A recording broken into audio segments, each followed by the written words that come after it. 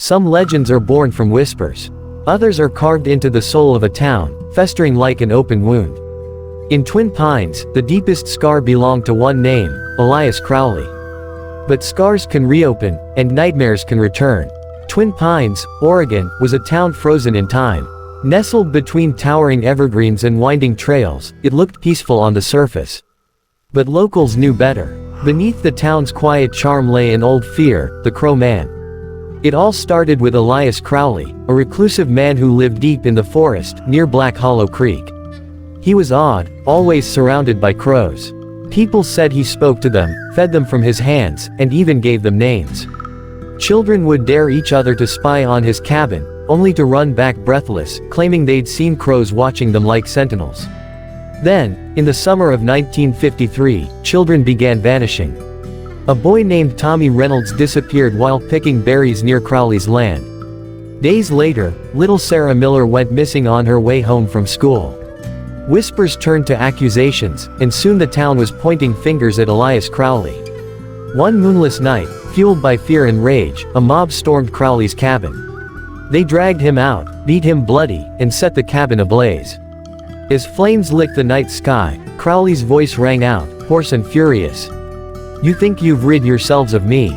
Fools! I'll return," through the eyes of the crow.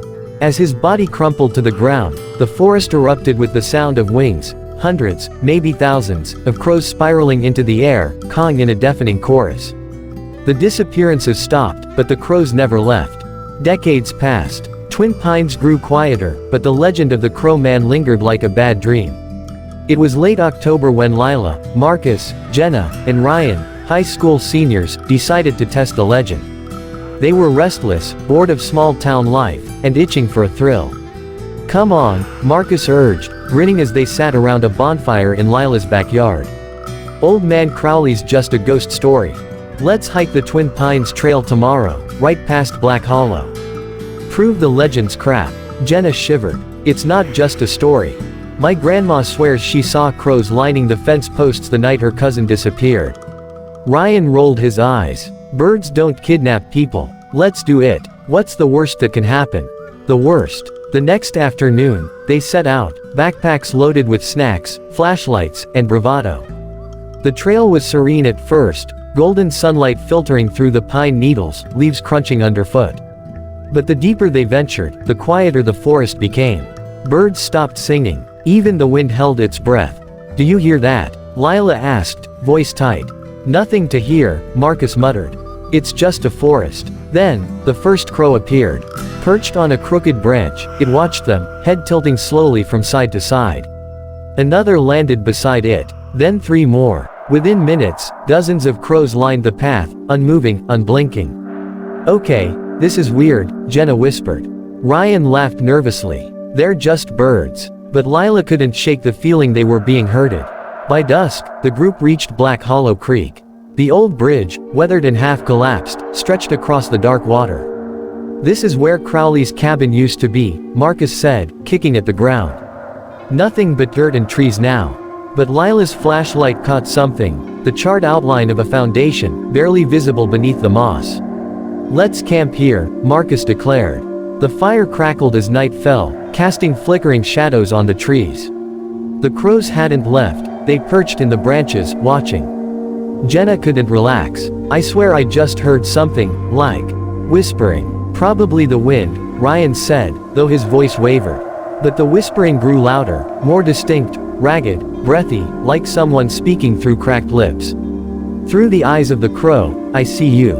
The fire sputtered. The crows erupted into the air, circling above like a black vortex. Then the screaming began. Ryan was the first to run. He bolted toward the trail, flashlight bouncing wildly.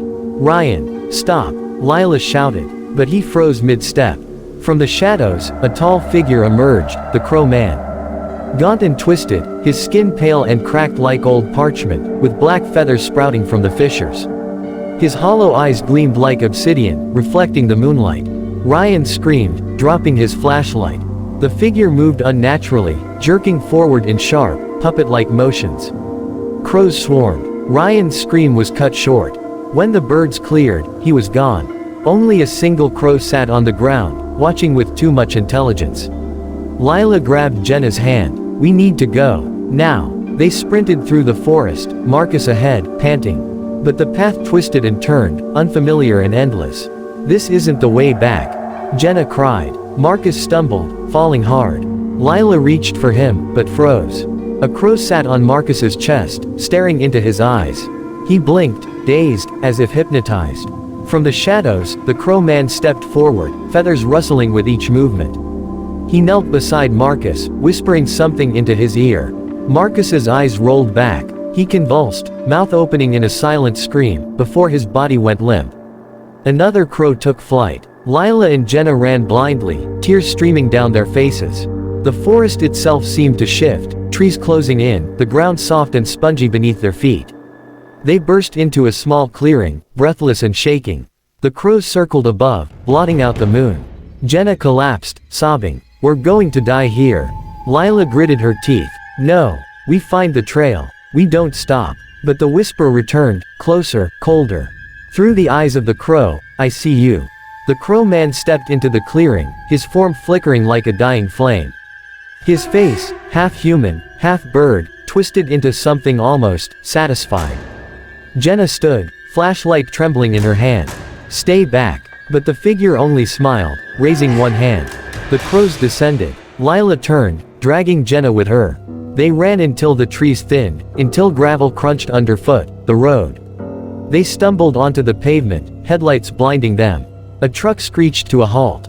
Sheriff Dawson found them at dawn, huddled by the roadside, clothes torn, eyes vacant.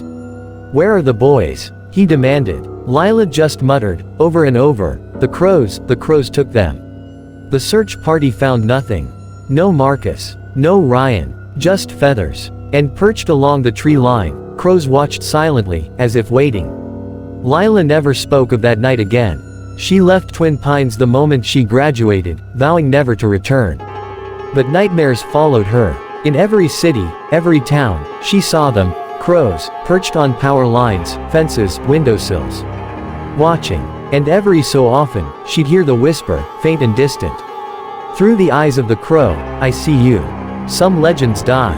Others evolve. The crow man was never just a man, he was a curse, a hunger that sees through countless eyes. And if you ever find yourself alone, under a canopy of trees, with crows watching silently from above, pray they're only birds. Because if they aren't, you'll never be seen again. Subscribe to Dark Code for more tales where nightmares take flight and the truth hides in the shadows. Until next time, watch the skies. He's always watching.